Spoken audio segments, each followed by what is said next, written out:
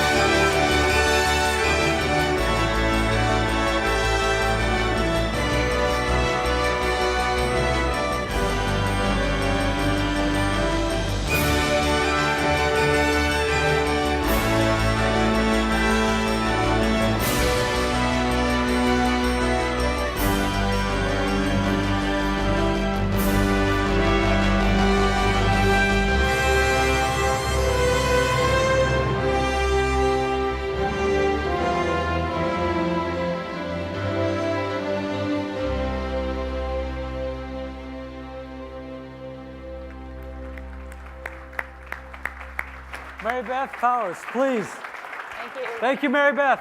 Thank you so much. And thanks, everybody, for giving us the opportunity. I feel a little bit like I'm on the stage of the Golden Globes, like that music and everything. It gets your heart going. We've had a great year working with health workers around the world and institutions around the world to nominate really outstanding health workers. And if you haven't been to therealawards.com, I hope you'll go and read a little bit more about the health workers who are nominated around the world for this award. But in the United States, we invited Americans to join us. We invited a lot of health professional associations to nominate health workers, and then for the American public to vote on them. And that's how we selected 9 health workers across the United States who are doing amazing work around the world. And while it's, I think many of us will be inspired by that video to really think about it. And while today we focused a lot on sometimes things go wrong, let's be honest, most of the time things go right. And health workers every single day are saving people's lives. And we really felt at Save the Children and in our partners at the Frontline Health Workers Coalition that we often don't take the time to step back and appreciate the life-saving work that health workers are doing all around the world.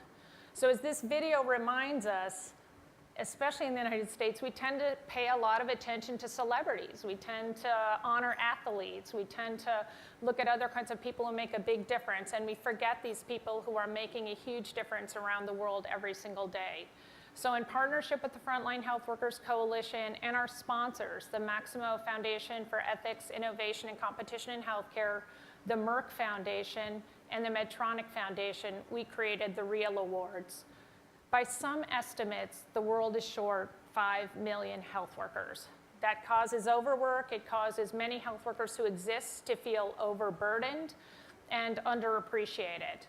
And by honoring both US-based health workers as well as health workers around the world in many different categories, we really hope that we can raise the greater awareness of the important work of health workers around the world, as well as those people who choose to serve in some of the hardest to reach communities around the world. So whether that's in rural Kentucky or whether that's in a remote area of Uganda, we have found health workers really worthy of celebrating for their dedication. And the whole premise of the Real Awards is really to elevate and celebrate the life-saving role of health workers around the world. So without further ado, Joe, I think we have a couple of awards and some invitations to 2 of the health workers in the United States who were honored this year. Yes, we do. We should say funny things to each other now. And, Yeah, right. Like they do on the shows, exactly. This is the first time the 2 of us have been on one of these award shows. So we have not practiced this before.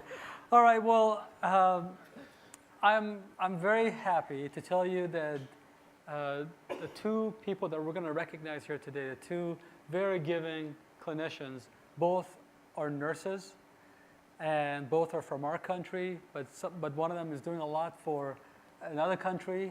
And just like we talked about the astronaut not seeing any borders, she does not see any borders. We don't see any borders. And well, without further ado, I guess we should introduce them. So first, if I could ask Kathryn Tschiegg to please join us with a big round of applause.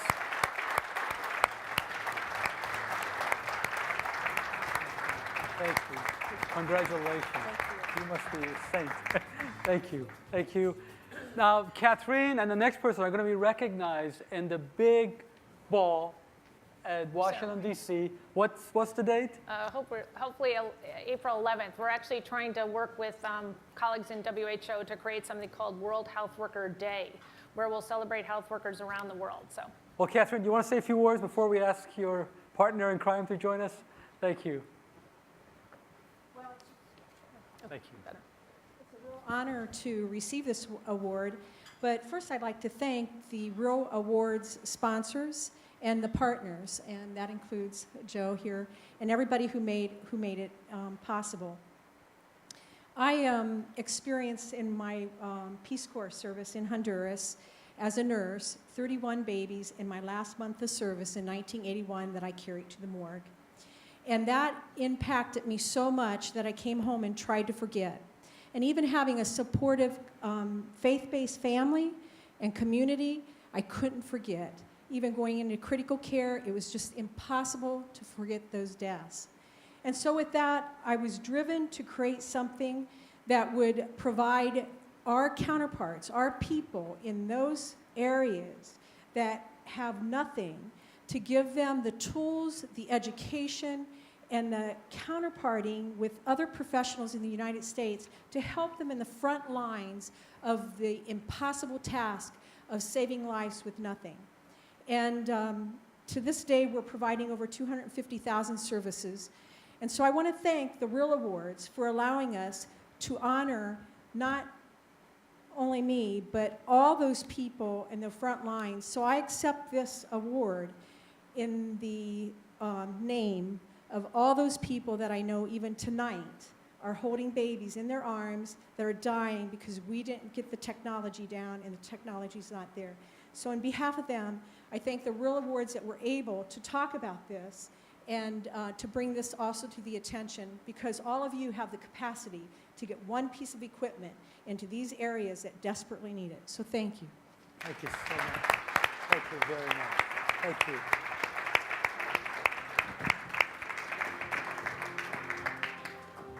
Thank you. Thank you so much, Kathryn. And I would like to now ask Mr. Don Kropp to join us here. A big round of applause for Don. Congratulations. Thank you so much. Thank you. I'll give you your award. I apologize. I'm keeping On it. the mic. Thank you. That works better, yeah. I always make these too short. Thank you. I'm honored and humbled. I believe brevity is a virtue, so I'll be really short here. 3 years ago, to this day, almost to this day this week, I was in Haiti after the earthquake. And nothing had prepared me for what I saw there. I've worked in ER and trauma since 2001. I've witnessed earthquake disasters in Kobe, Japan in 1995. I was a young teenage boy at the time. I witnessed the earthquake in Kashmir, India in 2005. It hadn't prepared me for what I saw in Haiti. In our team, we're a ragtag team from North and Southern California. And within 2 hours, we were all sleep deprived, we were Starbucks deprived. But within 2 hours, our team coalesced. And we did our job. We saved lives. That's what we do. And the only adjective I can think of when I saw doctors, orthopedic surgeons, neurosurgeons, helping in every capacity, emptying catheters. How many neurosurgeons do you know who empty catheters? Any neurosurgeons out there? It doesn't happen. But that day, we coalesced, and the only adjective I can think of is it was beautiful. Do you ever think of healthcare as being beautiful? No, it's messy, it's gross, it's the documentation, bureaucracy. But that day, I witnessed healthcare beauty, and I'll never be the same. And so today, this summit, it's about bringing healthcare beauty. And I believe in it, and it's what I'll do till the day I die. In my epitaph, I already have it planned out. I know it's a little bit morbid. Too young for that. But it's going to say, Don Kropp, he helped save lives. Thank you. And one of the beautiful things that day in Haiti as well is to see the Haitians, the indigenous healthcare workers, to work side by side with them, to kneel down in the dirt with them. It was beautiful. So thank you, Massimo and Save the Children Foundation and all you guys out there for making this event successful. Thank you. Great, great fun. Thank you so much. So, That's good. anything else you want to say? No. Thank you for doing this. Yeah, thank You know, before President Clinton left, he said, like he told you, he wants to come back again to measure our progress. But he also said, you got to do this real award every year. Right. He said, imagine in That's the plan. 10 years, if you keep doing it, what it's going to mean to all the clinicians all around the world. Right. So we're going to keep doing it. Absolutely. Thank you for starting it. Thank you so much. Thank you so much, Thank you Mary very Beth. much. Thank you.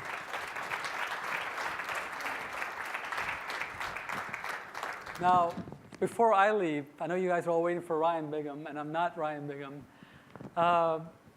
A friend of mine, a very good friend of mine, Bob Coleman, just also had a really good idea. I know all the last couple of days I've told you, you guys have all come to me about the pledges you want to make and the commitments you have to how to save patients' lives. And you know what? We're going to have an award for that. We're going to measure it, and whosever idea, whichever one you decide to do, or however way you take an idea and you really take it to the end, and you save more lives and we can document it, we'll celebrate it here next year and the following and the following and the following years. Okay? Let's do it.